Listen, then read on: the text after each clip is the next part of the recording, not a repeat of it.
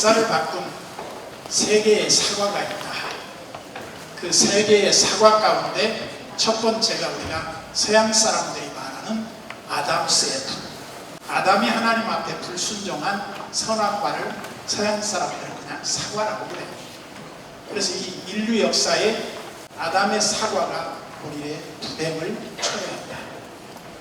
두 번째는 1760년경에 존 뉴턴이 떨어지는 사과를 보고 만유 인력을 발견하면서 소위 근대와 함께 산업화가 시작되는 대변혁을 이루었다.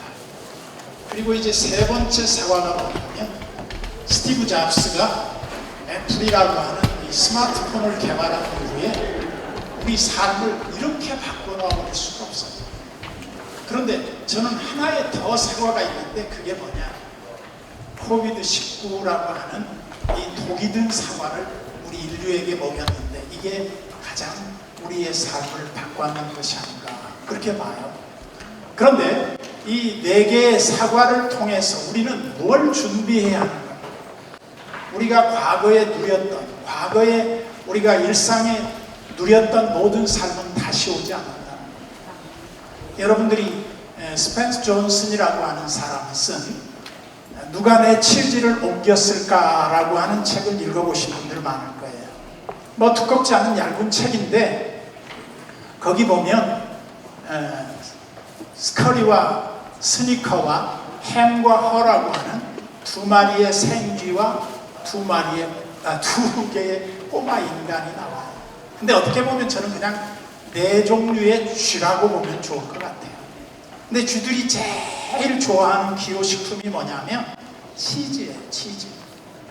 그런데 그 치즈를 어느 날 창고에 가득 쌓였는데 그 치즈를 늘 먹던 쥐들이 어느 날 보니까 치즈가 서서히 줄기 시작하는 거예요. 그게 뭐 사회적 위기죠. 그런데 그 치즈가 어느 날 보니까 하나도 없이 떨어지는 거예요. 그때 스커리와 스니커는 발빠르게 운동화끈을 조여매고 그 치즈를 찾아 나왔어요. 그래서 그 시창고라고 하는 창고에 모든 그 치즈가 떨어졌을 때 막 찾아 헤매 킁킁거리면서 찾아 나섰는데 N이라고 하는 창고에 도달을 해보니까 거기에 치즈가, 온갖 치즈가 가득 차 있어요. 그러니까 거기서 너무너무 즐겁게 치즈를 먹고 있는데 햄과 허라고 하는 이 두 마리의 꼬마 인간은 언젠가는 이 창고에 다시 치즈가 쌓일 거예요. 언젠가는 이 창고에 치즈가 쌓일 날이 올 거예요. 기다리고 기다리고 기다리는데 다시 오지 않는 거예요. 그래서 그들이 견디다 못해 배고픔을 참지 못하고 치즈를 찾아 나서는 거예요. 찾아 나서서 가서 보니까 N 창고라고 하는 그 창고에 도달해 보니까 치즈가 가득한 거예요. 가보니까 거기 스커리와 스니커가 같이 있는 걸 보고 치즈를 들고 치즈 만세 하면서 우리 살았다 이거죠. 전 그 이야기 간단한 이야기예요. 여기에서 우리가 뭘 느껴야 되느냐면 다시 오지 않는 우리의 세상, 변화된 세상을 우리가 어떻게 살 것인가. 저는 그것을 뭘로 묘사를 하느냐, 광야 학교에 입학한 하나님 나라의 종들이라고 묘사를 해요. 마태복음 3장에 보면 끝부분에 예수님이 세례를 받으시러 요단강 가로 나가십니다. 우리가 갈릴리 호수 바로 밑에 가면 소위 그 예수님의 세례터라고 알려져 있는 그곳이 있잖아요. 거기 가면 그야말로 널찍한 그냥 냇가에, 근데 거기에서 예수님이 세례를 받았다고 알려지는데 거기에 기적적인 일이 일어나요. 거기 삼위일체 하나님이 등장을 하십니다. 하늘에서 소리가 들려 이는 내 사랑하는 아들이요 내 기뻐하는 아들이다. 예수님이 공적으로 세상에 드러나는 장면이죠. 그 다음에 비둘기 같은 성령이 예수님 위에 탁 내려 앉았어요.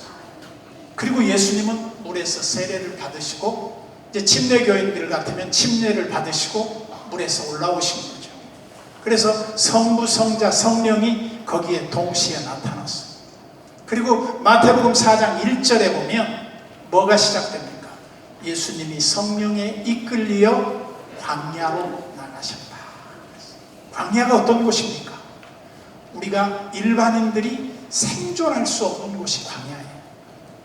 즉 이스라엘 백성들 40년 역사에 하나님이 도와주시지 않으면 그들은 생존할 수 없는 곳에 하나님이 그들을 광야로 인도하셨어요. 그것은 뭡니까? 우리가 신명기 8장 2절에 보면 이런 내용이 나오죠. 이는 주께서 우리를 낮추시며 우리를 시험하사 마침내 복을 주시려고 우리를 광야에서 훈련시키셨다 그랬어요. 저는 여러분 기도에 대한 것도 여러 가지 해석이 있겠지만 E.M. 바운주가 유명한 말을 했어요. 사람은 방법을 찾지만 하나님은 기도하는 사람을 찾으신다. 근데 여러분들 기도 참 뜨겁게 하시더라고요. 기도가 살아있어요. 그래서 나는 사모님들이 틈틈이 좀 간증 집회를 많이 했으면 좋겠어요. 여러분들 교회에서. 근데 제가 소속된 합동측 장로교회는 여성들의 사역을 너무 많이 제한을 해서 사역할 수 없는 우리 사모님들의 좋은 은사들이 많이 사장되는 것이 아닌가 하는 생각도 들어요. 그러나 타교단에서는 사모님들 능히 활동할 수 있는 분들은 더 좋은 은사를 많이 활용했으면 좋겠다 하는 생각이 들고요. 그래서 광야는 어떤 곳이냐? 하나님의 도움이 없이는 생존할 수 없는 곳이다. 그래서 우리가 진 에드라고 하는 사람이 쓴 책을 보면 세왕 이야기가 나옵니다. 그 세왕 이야기에 보면 이런 말을 해요. 세왕이 누구냐? 사울왕, 다윗왕, 압살롬. 이 세 사람 이야기를 해요. 그런데 진 에드가 세왕 이야기를 하면서 누구에게 초점을 맞췄냐면 당연히 다윗에게 맞췄죠. 그러면서 그 말하는 내용이 이런 말을 합니다. 압살롬은 광야 학교에 입학도 안 했고 사울왕은 입학했다가 중퇴해버렸고 그리고 다윗은 끝까지 광야 학교를 졸업했다. 광야 학교가 뭐예요? 고생학교예요. 고생학교. 고난의 학교예요. 오스왈드 샌더스가 쓴 고난의 학교로부터 온 사람이라는 책에 보면 이런 말을 합니다. 하나님이 쓰시는 모든 사람들은 다 어떻게 했다? 고난을 많이 받았다. 고난이 많이 있는 사람들은 그 축복의 샘도 깊더라는 겁니다. 난 여러분들이 그래요. 기도도 어떻게 하면 좋냐? 배우자를 놓고 여러분 기도할 때 이런 사람이 있을 겁니다. 기도를 막 시작하려고 하는데 가브리엘 천사가 나와서 이 기도 응답됐다. 그러고 배우자를 딱 만나게 해준 사람도 있을 거예요. 그런데 어떤 사람은 10년을 기도해도 짝꿍을 안 줘. 기도 오래 한 사람들이 있을 거예요. 근데 여러분 생각해 보세요. 기도를 조금 하고 만난 배우자는 만나면 고생지 땅이야. 그 남편 만나서 오래 기도하게 돼요. 근데 오래 기도한 사람은 기도할 일이 별로 없어요. 눈물 뺄 일이 별로 없어요. 참 공평하신 하나님이 나 남이 없는 것 갖게 하셨네. 전 참 그 노래 눈물 흘리면서 많이 불렀어요. 저도 35년 전에 지금 섬기고 있는 교회에 돼지 막사 무허가 건물로 들어갔어요. 얼마나 열악합니까? 내가 굶어 죽는 줄 알고 지나가는 사람이 목사님 뭐 도와드릴 거 없습니까? 저 안 굶고 삽니다. 전 도움받는 걸 싫어합니다. 저는 하나님의 도움 외에는 사람의 도움을 별로 좋아하지 않습니다. 그러면서 오늘이 이르기까지 하나님의 도움만 바라봤어요. 나의 도움이 어디서 올까? 천지를 지으신 여호와에게서. 우리는 하나님만 바라보면 살아요. 그래서 제가 우리 교회 신앙생활하면서 어떤 사람이 잘 되고 어떤 사람이 별로 안 되는가 봤더니 한 성경 4가지 구절로 보니까 그게 거의 맞더라고요. 첫째는 하나님을 열심히 사랑하고 가까이 하는 사람. 시편 73편 28절 뭐라고 되어 있어요? 하나님을 가까이 함이 내게 복이라. 방송실 안 띄워줘? 준비해달라고 했는데 이제 나오네요. 사람은 무엇을 가까이 하느냐에 따라서 인생이 바꿔져요. 여러분 인생이 어떤 사람은 남편을 만나서 대박을 터뜨린 사람도 있지만 인생이 쪽박이 된 사람도 있습니다. 이 만남의 축복이라는 게 그래요. 유명한 얘기가 그 유머가 있잖아요. 클린턴 대통령과 힐러리 여사가 기름을 딱 넣어갔는데 힐러리를 알아본 어떤 그 주유소 주유원이 반갑다고 인사를 하는 거예요. 그러니까 어떻게 아는 사이야? 쟤 우리 고등학교 동창이야. 그러니까 여보 나 만나서 당신이 퍼스트 레디가 됐잖아. 그러니까 무슨 소리야? 내가 쟤를 만났으면 쟤가 대통령이 됐어. 나를 만나서 당신이 대통령이 됐다. 만남의 축복이라는 게 그렇습니다. 누구를 만나느냐에 따라서 내 인생이 바뀌어져요. 마찬가지입니다. 하나님을 가까이 하기 전까지 내 인생은 피지 않았어요. 내가 하나님께 내 삶을 헌신하기 전까지는 내 인생은 시시하고 보잘것없었어요. 근데 내가 하나님의 손에 붙잡히고 하나님이 나를 붙들어 주실 때 내 인생은 새로운 역사를 쓰기 시작합니다. 그래서 인생이 뭐냐? 다른 말로 하면 하나님의 손에 붙잡히는 겁니다. 하나님을 만난 사람들, 하나님의 학교로부터 온 사람들 실패하지 않습니다. 하나님을 사랑하고 하나님을 붙드는 사람들은 모든 것이 다 잘 되도록 되어 있습니다. 그래서 하나님을 가까이 하십시오. 난 우리 교인들한테 그렇게 말했어요. 여러분, 하나님 가까이에서 손해보셨습니까? 우리가 하나님과 멀어졌을 때 손해를 봤지. 두 번째는 요한 3서 1장 2절.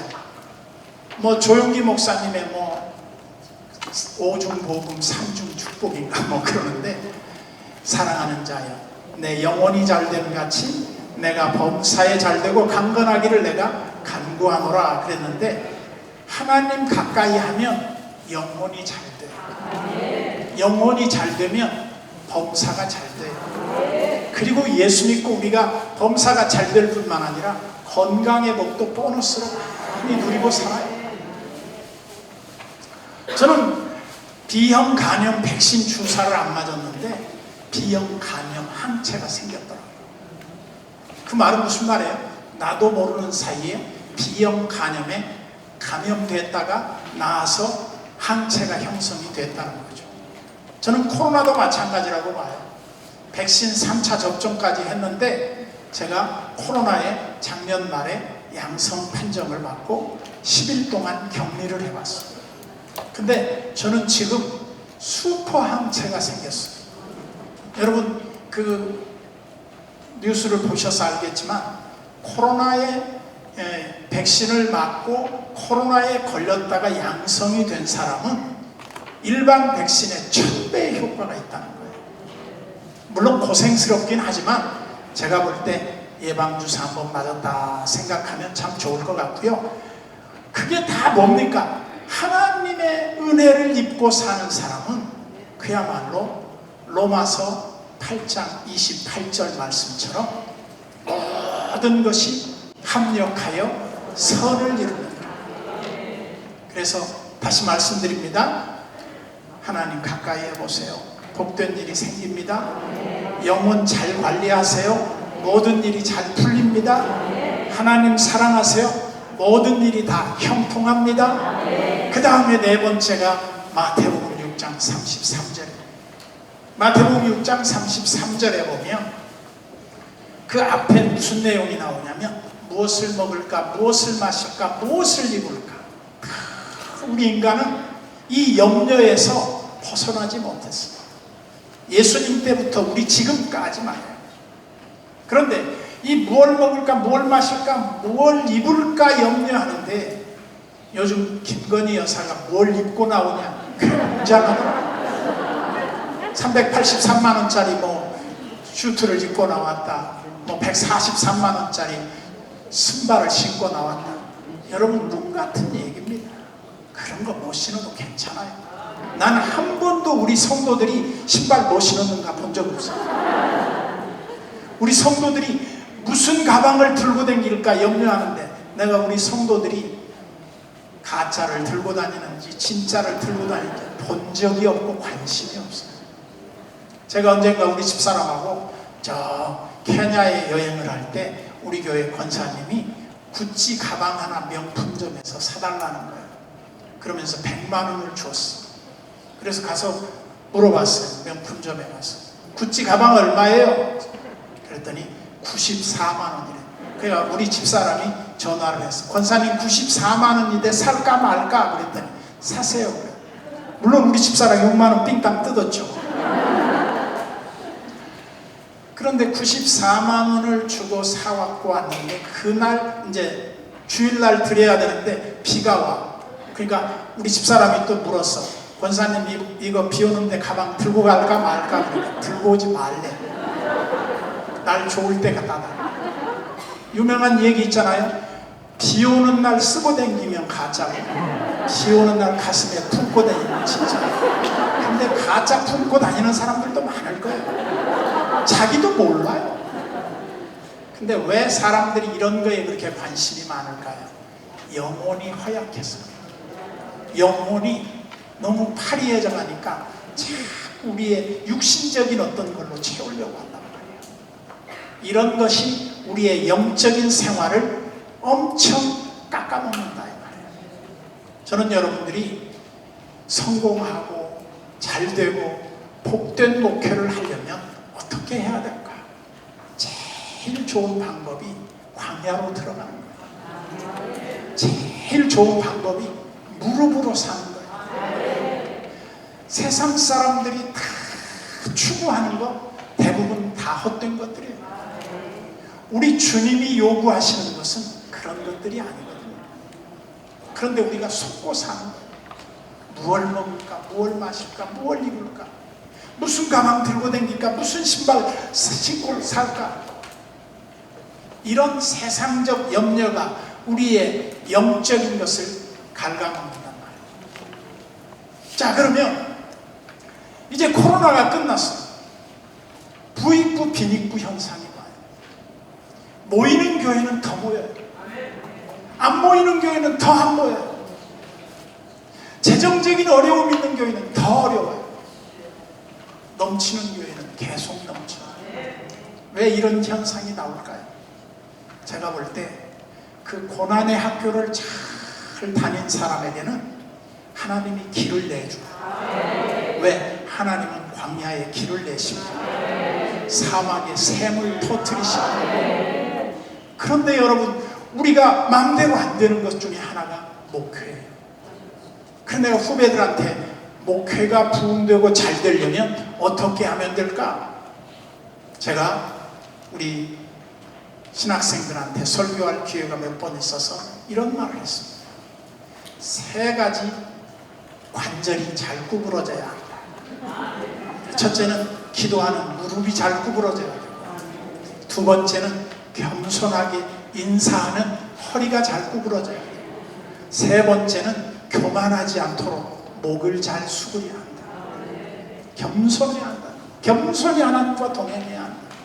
이 3가지만 잘해도 목회가 된다. 부흥된다. 그런데 현대 목회의 가장 치명적인 약점이 뭡니까? 그것은 권위주의. 이 시대가 추구하는 리더십은 섬김의 리더십이지, 왕처럼 군림하고 막 내가 뭐라도 된 것처럼 이렇게 돌아다니면 사람들이 꼴보기 싫어서 떠나버려.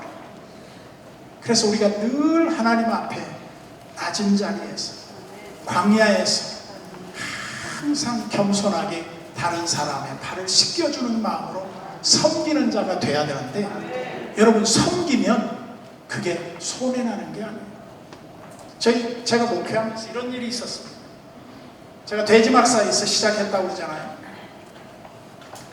근데 우리 지역에 한 선배님이 목회하는 교회에 교육관을 건축하려고 했어요. 우리는 이제 교회 조립식으로 건축을 하려고 해요. 그런데 돈이 없어요. 대부분 교회 건축하는데 다 돈이 남는 교회는 아마 저 영락교회하고 사랑의 교회밖에 없고, 다 나머지는 다 부족할 거예요. 그런데 저한테 회계 장로님이 왔어요. 목사님, 목이 마르네. 아까 목이 마르고 뭐 하더니,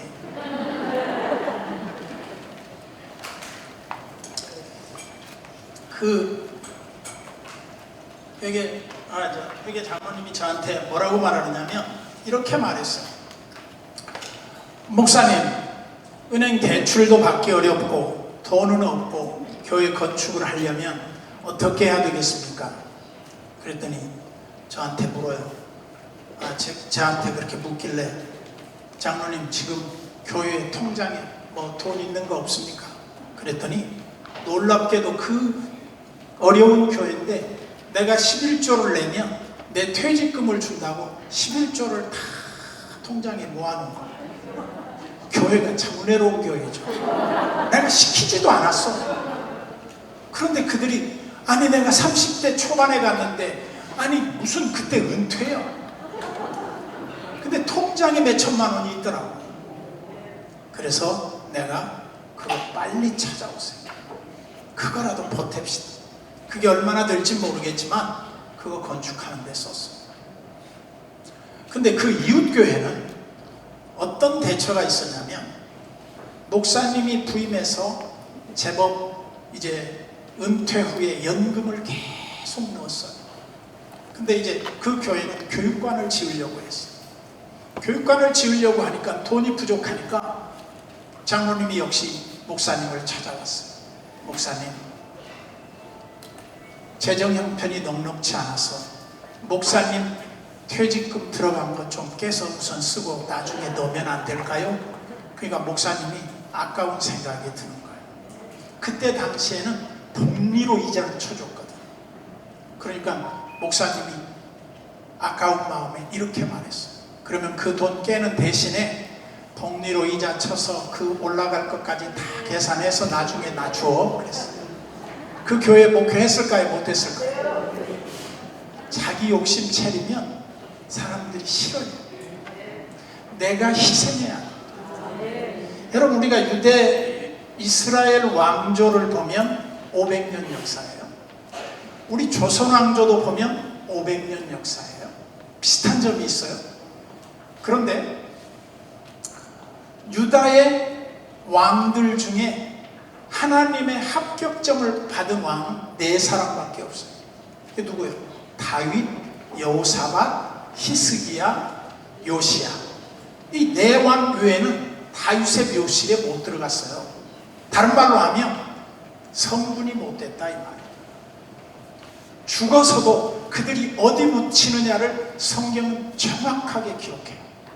그리고 이렇게 말합니다. 누구는 다윗의 길로 행하여 그가 하나님 앞에 인정을 받고 그의 나라가 부강하고 평안한 가운데 잘 되었더라. 그렇게 끝이 나요. 근데 어떤 사람은 다윗의 길로 행하지 않고 여로보암의 길로 가다가 하나님 앞에 매맞고 징계받고 비참하게 죽었더라. 그렇게 끝나요. 그 차이가 뭡니까? 간단해요. 광야 학교에 계속 다니면서 겸손한 사람들에게는 하나님이 은혜를 주셨어요. 잘난 척하고 교만하고 하나님의 말씀을 거역하고 불순종한 사람에게는 야, 얘 축복 거두어라. 거둬버렸어요. 근데 조선왕조 500년도 보면요, 우리 조선왕조의 가장 르네상스 시대가 언제냐? 영정조 시대입니다. 영조와 정조. 지난 얼마 전에 그 드라마 끝났죠. MBC의 붉은 꽃 옷소매인가? 옷소매 붉은 꽃동. 제목이 어려워. 요즘은 또 보니까 또 붉은 단심이 나오더라고요. 인현왕후 이후에. 그런 역사극을 잘 한번 보세요. 우리가 역사를 통해서 배우지 못하면 우리의 미래가 없다고 그랬어요. 역사를 통해서 배우는데 조선왕조에서 훌륭한 왕들은 왕들 뒤에 뭐라고 붙였냐? 태조, 정조, 영조, 조자를 붙였어요. 근데 평범한 왕들에게는 그냥 종을 붙였어요. 태종, 이방원, 뭐 예를 들어서. 그 다음에 못된 왕들은 뭐라고 붙였냐? 군이라고 붙였어요. 군, 연산군, 대원군, 이런 군자 붙은 사람들은 역사에서 평가에 낙제점을 받은 사람들이에요. 근데 조를 붙였다. 이런 사람은 국가를 재건하거나 아니면 그 국가를 가장 이롭게 한 사람들이에요. 근데 영정조 때에 보면 우리가 잘 아는 역사에 영조는요 83세를 살아요. 치매가 올 때까지 살았어요. 조선왕조 500년 왕들 중에 제일 장수한 왕 중에 하나예요. 근데 조선 왕들 중에 대부분 50이 못 돼서 다 죽었어요. 근데 병명은 뭔지 압니까? 오갈병이 걸려서 죽었어요. 오갈병이 뭐냐면 당뇨병이에요. 당뇨병인데 당뇨병이 왜 생깁니까? 왕들은 씹지도 않도록 입에다 넣으면 녹는 것만 먹고 자랐거든요.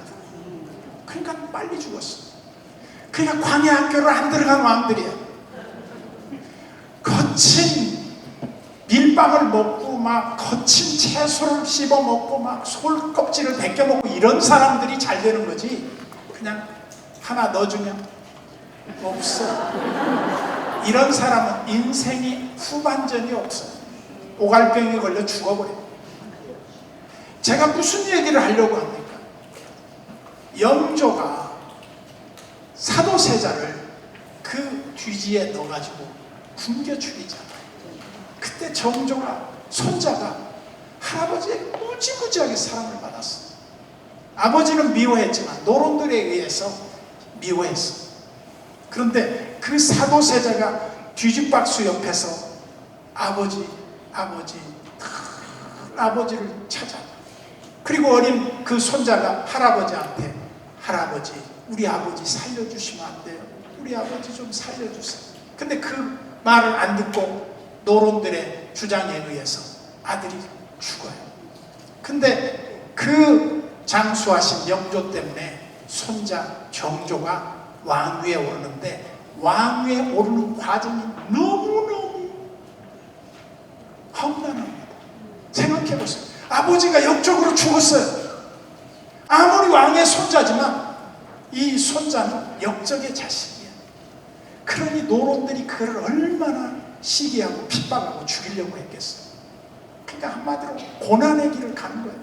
그때 이미 정조가 성경에 안 나왔지만 고난의 학교에 입학을 한 거예요. 그래가지고 그 고난의 학교에 입학을 해가지고 수업이 뭘 수업입니까? 생존을 위한 수업을 받아요. 절대 입을 열지 않아요. 어지간한 일에 절대 아버지 이름 부르지도 않아요. 어렸을 때부터 치밀하게 훈련을 받아요. 그리고 자기 생존을 위해서 칼도 잘 쓰는 무사의 훈련을 받아요. 그래서 그가 위험을 만날 때 그 칼로 물리치잖아요. 자기들은. 대단한 겁니다. 그러면서 이 정조가 얼마나 또 공부를 좋아했는지 몰라요. 여러분, 공부 잘하는 사람은요 놀 시간이 없어요. 우리는 운동과에 속해가지고 운동하고 노는 걸 좋아하거든. 근데 공부 잘하는 애들은 보면 나가 놀아라 그래도 들어와서 공부하고 있어. 차원이 다르더라고요. 그래서 저는 이 세상에는 네 종류의 사람이 있더라고요. 어떤 사람이 있냐? 첫째는 머리도 좋고 부지런한 사람이 있어요. 이런 사람을 모범생이라고 그래요. 그리고 두 번째는 머리는 좋은데 느린 사람이 있어요. 속 뒤집어지는 사람. 그 다음에 세 번째, 머리는 나쁜데 무지하게 부지런한 사람이 있어요. 이런 사람은 맞고 품는 사람이라고 절대 굶어 죽지 않아요. 네 번째는 머리도 나쁜데 느려 터졌어요. 이런 사람을 어디에다 써먹겠어요? 전 여자들이 배우자를 선택할 때 어떤 사람을 만나야 행복한가 연구를 한번 해봤어요. 첫째는 남자가 인물이 없어야 돼. 호박 같아야 돼. 두 번째는 키가 작아야 돼. 세 번째는 머리가 벗겨져야 돼. 그 다음에 네 번째는 배가 좀 이렇게 나와야 돼. 그리고 다섯 번째는 집안을 볼 게 없어야 돼. 근데 이런 사람이 뭐냐? 하나님의 축복을 받을 사람이에요. 그런 사람, 여기 남편 데리고 있는 사람 많아요. 축복인 줄 아세요? 그런 사람이요, 뭐 바람 피고 그런 거 안 합니다. 안에 발 다 씻어주고 이불 다 개고 얼마나 잘하는지 몰라요.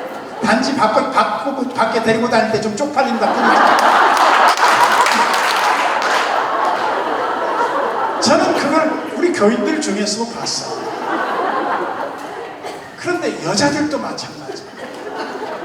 오이처럼 날씬한 여자들이 있어요. 호박같이 둥글둥글한 여자가 있어요. 그러면 누구를 선택해야 되느냐? 당연히 호박을 선택해요. 오이를 선택하면요, 처음엔 괜찮아요. 근데 늙으면 오이가 어떻게 되죠? 다 갈라지고 터요.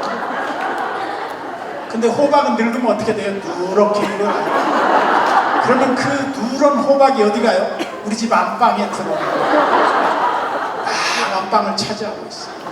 그래가지고 추운 겨울날 호박 식혜 해먹고 호박 전 무쳐 먹고 호박 찌개 끓여 먹고. 호박은 얼마나 쓸모가 많은지 늙을수록. 그래 나는 여러분 오이가 되지 말고 호박이 되라요. 이것도 참 하나님의 역사예요. 그래서 우리는 뭐가 좋은 게 아니야. 공평하신 하나님이 다 남들 못 가진 것 같게 해요. 그래서 저는 게으르고 게으르고 머리 나쁜 사람들, 이 사람들을 뭐라고 별명을 붙였냐 그러면 제가 주책이라고 붙였어요. 주책이 뭐냐? 주님이 책임져 주는 사람. 주님이 책임져 주지 않으면 못 사는 거예요. 여러분 생각해 보세요. 우리가 하나님에게 붙들리면 됐지, 사람에게 붙들릴 필요 뭐 있어요? 물론 사람한테도 인정받고 사랑받고 그러면 좋겠지만 제가 볼 때는 하나님에게 붙들리는 거예요. 그래서 우리는 광야에 가서 험한 꼴을 보는 겁니다. 예수님이 광야에 가서 40일 동안 금식하고 단식하고 줄이신지라 그랬어요. 줄이신 예수님께서 얼마나 배가 고팠을까요? 저도 금식해보니까요, 세상에 평소에 먹지도 않던 게 막 떠올라요. 건빵도 떠올리고 길가에서 그냥 토스트 판 아저씨 얼굴도 막 떠올리고 먹는 것밖에 생각이 안 나요. 내 친구 40일 금식한 친구한테 들어보니까 처음에는 뭐 비전이 있고 뭐 목적을 이루고 그런 나중에 하나님 살려만 주세요. 단순해진다는 겁니다. 전 고난의 학교가 뭐냐? 광야의 학교가 뭐냐? 단순해져요. 하나님과의 관계가 단순해져요. 하나님이 우리를 딱 만난, 야, 너 왜 이렇게 복잡하냐? 여자 관계도 왜 이렇게 복잡하고 남자 관계도 왜 이렇게 복잡하냐? 이러면 뭐가 안 돼. 단순해요. 난 주님밖에 몰라요. 저는 주님 한 분밖에는 바라는 게 아무것도 없어요. 주님에게 초점을 맞추고 주님에게 우리의 시선이 고정되어 있을 때 우리에게 부족함이 있어요. 그래서 다윗은 그것을 알았어요. 여호와는 나의 목자시니 내게 부족함이 없으리로다. 여러분 생각해 보세요. 이제 그 정조 얘기로 다시 돌아가 봅시다. 정조가 그렇게 어렵게 자리에 올랐는데, 정조가 그렇게 어렵게 올라가는 데는 정말 두 명의 중요한 은인이 있었어요. 그게 누구예요? 그 드라마에서 말한 성덕임이라는 그 여인과 그 다음에 홍구경이라고 하는 인물이 있었어요. 정말 그 정조가 죽을 수밖에 없는 위기에서 그 사람들이 왕이 보려고 하는 그 비밀 문서를 찢어버리잖아요. 그래서 왕을 자기 목숨을 걸고 구해줍니다. 그리고 이제 그들에 대한 정조가 사랑을 참 많이 했는데, 성군 정조가 돼서 그가 지적한 것 중에 우리가 배워야 할 게 세 가지가 있어요. 첫째는 뭘 배워야 되느냐? 애민사상이에요. 정말 자기 공동체, 조선에 살고 있는 수많은 서민들의 아픔을 다 끌어안았어요. 심지어 정조의 그 숨은 이야기를 보면 이런 이야기가 나와요. 조선조 배고프고 가난할 때 먹을 것 없는 엄마들이 임신을 했다가 아기를 낳으면 애들이 너무 많이 죽는 거예요. 엄마들 또 아기 낳다가 죽는 거예요. 그래서 신하들한테 물었어요. 야, 왜 이렇게 사람들이 많이 죽냐? 그러니까 너무 먹을 것이 없고 밭에서 일하다가 낳고 막 이러니 산모들이 너무 힘들어서 죽습니다. 그러니까 정조가 그러면 산딸을 앞에 놓고 한 달을 쉬게 해라. 그 법령을 제정합니다. 그런데도 죽어요. 그래서 왜 죽냐? 그랬더니 낳고 나서도 또 일을 하니까 죽더라. 그래, 그러면 낳기 전에 한 달, 낳고 난 뒤에 한 달 휴가를 또 줘요. 그게 조선 왕조의 실록에 나와요. 그러니까 정조가 얼마나 자기 백성을 사랑한 사람인지 몰라요. 그런데 또 죽어요. 그래, 왜 죽냐? 이렇게 했으면 안 죽어야지. 근데 돌봐줄 사람이 없사옵니다. 아, 그래? 그러면 남편들도 휴가를 줘라. 남편들 휴가를 준 기억이 나옵니다. 얼마를 주는? 3개월을 주고. 그리고 정조가 또 참 훌륭한 사람인데, 예전에는 부모님들이 돌아가시면 대신들이나 뭐나 다 3년 탈상을 하기 전에는 어디가 있냐? 다 괜찮게 사는 사람 무덤에다 텐트 치고 3년 동안 거기서 달달달달 떨고 땀 흘리고 살아야 돼. 3년 동안 살고 있는 동안에 너무 긴 거야. 이 허례허식을 정조가 어떻게 하면 없앨까 생각을 해보니까 정조가 신하들을 너무너무 사랑했어.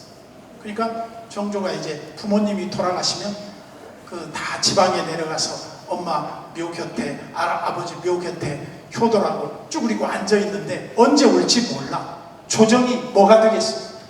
그러면 정조가 기가 막히게 지혜로운 사람. 난 정조가 그때 예수를 믿었나? 그럴 생각이 들어요. 어떻게 했는지 아세요? 한우 고기를 사가지고 선물을 보내. 근데 그 신하가 지켜보는데 그걸 먹어야 돼. 근데 그때 부모님이 돌아가신데 3년 전에 고기를 먹으면 불효자예요. 그리고 불효자이면서 탈상을 해야 돼. 그런데 안 먹으면 임금님의 어명을 거역한 역적이야.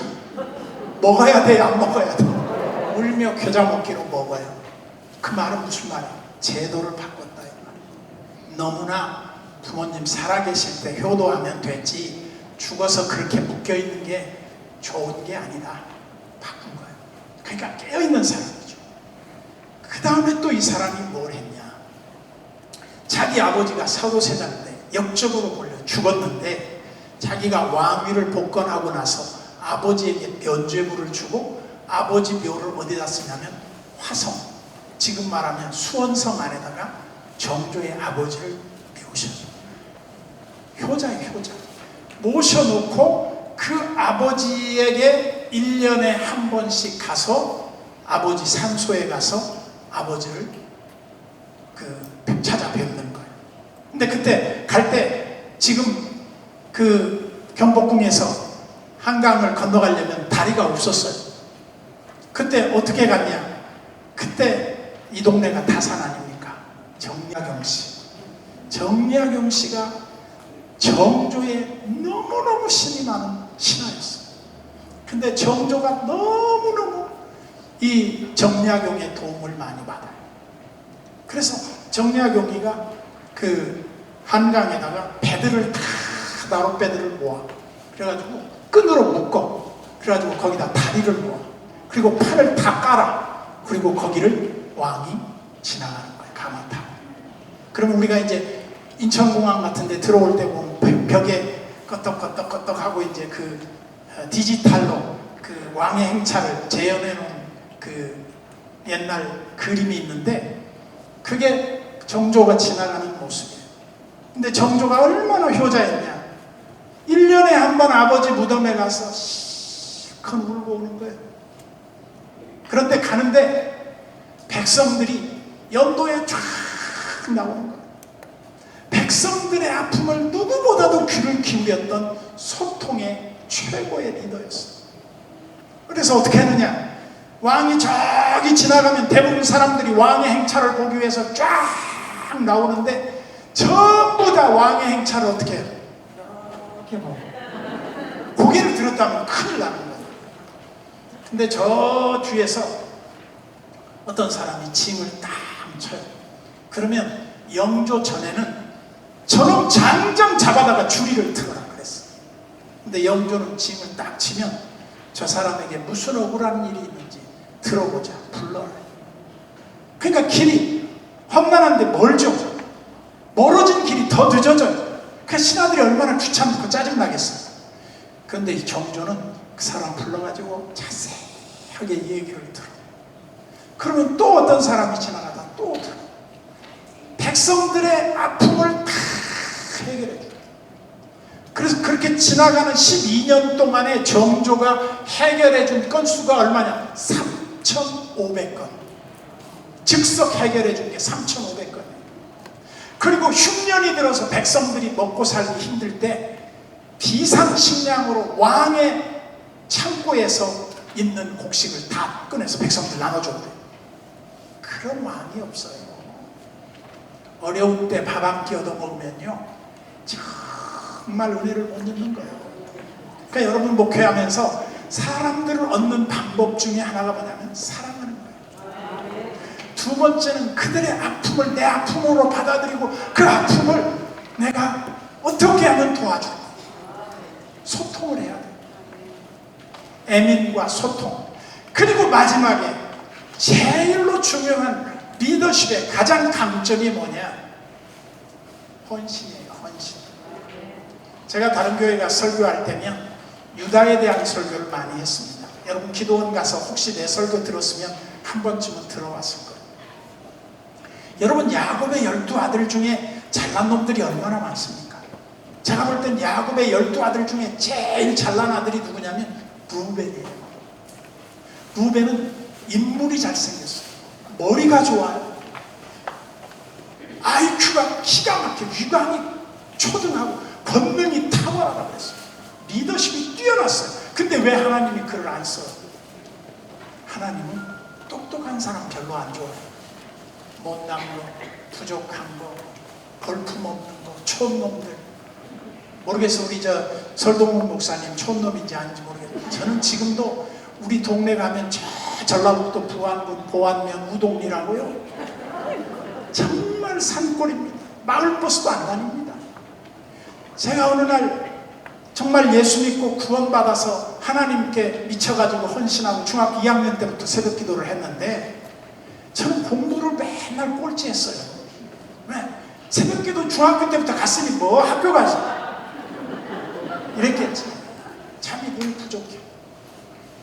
근데 왜 하나님이 나를 이렇게 복을 주셨을까 생각을 해보니까 아까 제가 말했잖아요. 공부 못하고 머리도 나쁘고 느린 사람은 하나님이 불쌍해요. 야, 쟤를 내가 안 도와주면 어떻게 되겠나. 하나님 책임이다 생각을 하고 하나님이 주책이 되셔서 주님이 책임져 주시고. 그런데 제가 거기서 중학교 2학년 때 은혜를 받았는데 저희 동네에서 예수 믿는 사람이 한 명도 없을 때 내가 태어나기도 전에 우리 할머니가 최초로 전도를 받아요. 그래서 우리 동네에서 최초의 신자가 돼서 우리 동네에서 아래 동네까지 사랑방에 가서 복음을 듣고 오는 거예요. 근데 우리 할머니는 한글도 몰랐어요. 나중에 물론 성경 찬송 다 보면서 터득을 하셨지만은 그 할머니의 기도가 저는 늘 고마워요. 여러분, 고생하면서 섬기시는 목사님, 사모님들 혹은 목사님들 자녀들을 한번 보세요. 잘못되는 놈들이 별로 없어요. 그래서 서정주 씨의 국화옆에서라는 시를 보면 봄부터 서쪽새는 그렇게 울었나 보다. 무엇 때문에? 한 송이 국화꽃을 피우기 위해서. 저는 우리 할머니가 그렇게 울면서 기도하는 걸 늘 어렸을 때부터 봤어요. 그러니까 여러분, 눈물의 기도는 역사를 이루는 기적의 강림을 이루어요. 그래서 저는 여러분들이 낙심하지 말라는 겁니다. 지금 어려워도 제가 보니까 목회자의 세계도 보니까 참 공평하신 하나님이 뭘 느꼈냐? 목회 잘하고 교회 크고 사례금 많이 받고 따따붙다 하는 목사님들은 별로 자식이 잘된 사람 없더라고요. 한번 보세요. 있긴 있어요. 두 가지 다 복을 받은 사람들이 있긴 한데 드물어요. 장경동 목사님 버전으로 말하면 내 말이 다 맞는 건 아니야. 그런다고 해서 또 내가 틀린 것도 아니야. 예외가 있다 이 말이죠. 그런데 보세요. 정말 큰 교회 목사님들, 자녀 때문에 울지 않는 목사님들 없어요.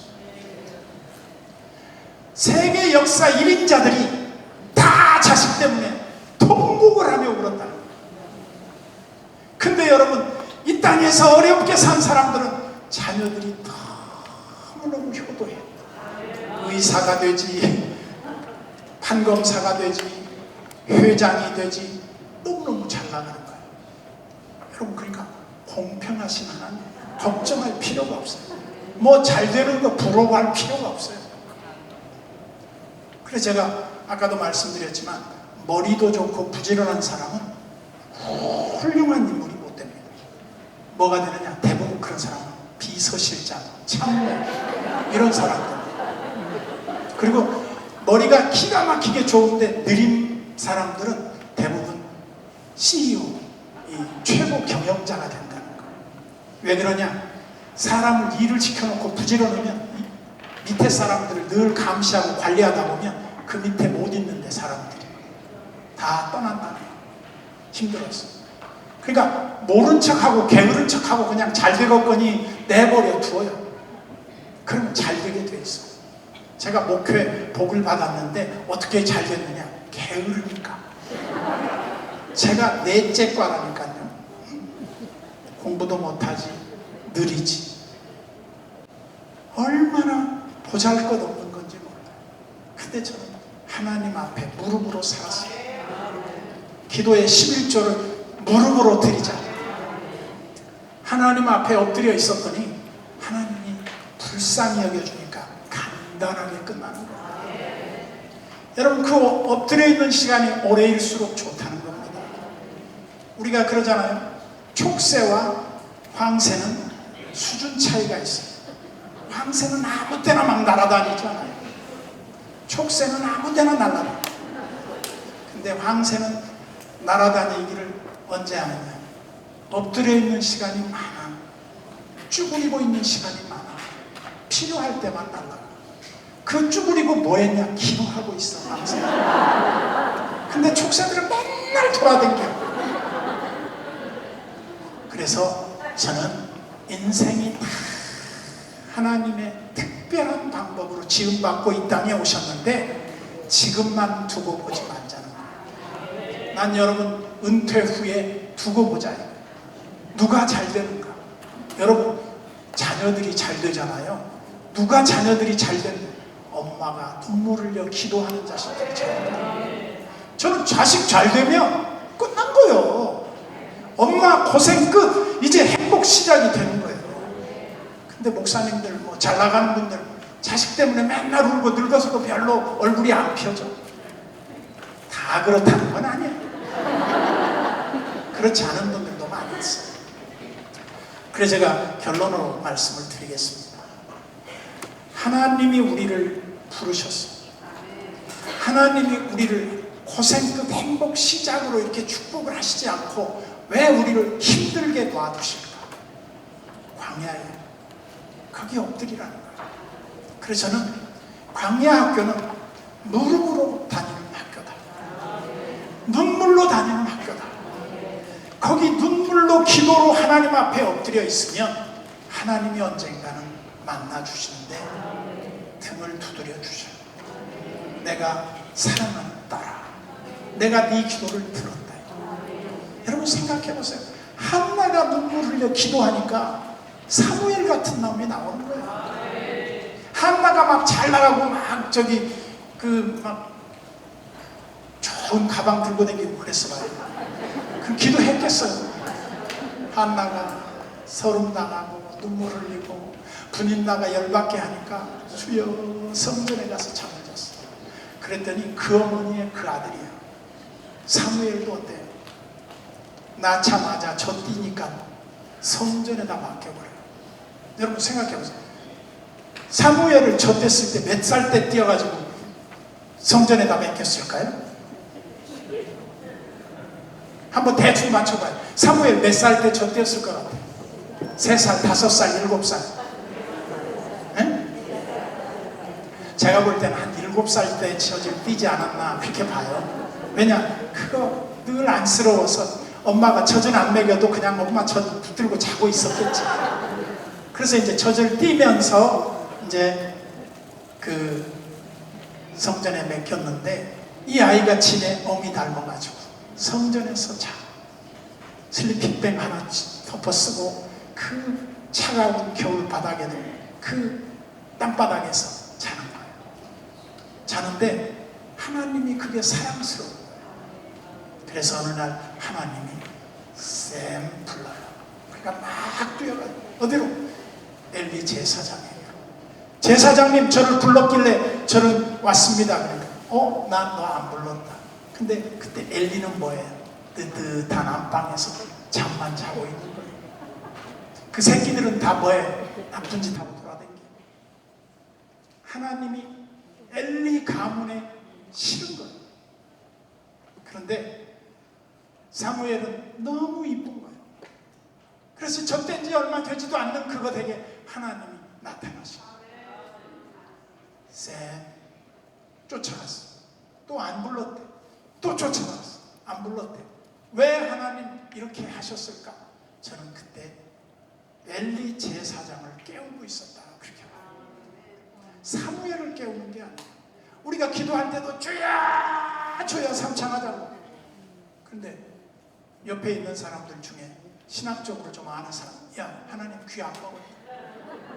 네가 마음 먹기 전에 다 응답해 주셨다. 뭐 그렇게 소리 고래고래 지르냐. 그런 사람이 있으면 이렇게 말해주세요.